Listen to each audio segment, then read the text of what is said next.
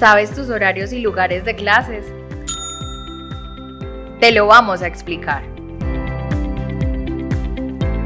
Lo primero que debes hacer es entrar a cianco.edu.co y hacer clic en el botón de Q10.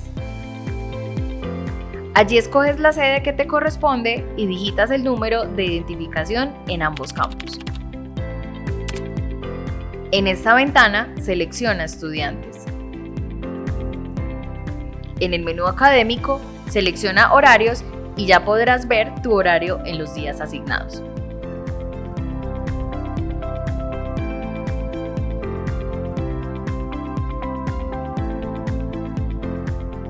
Al darle clic en cada uno de los horarios, saldrá información de la sede, el bloque, docente y aula.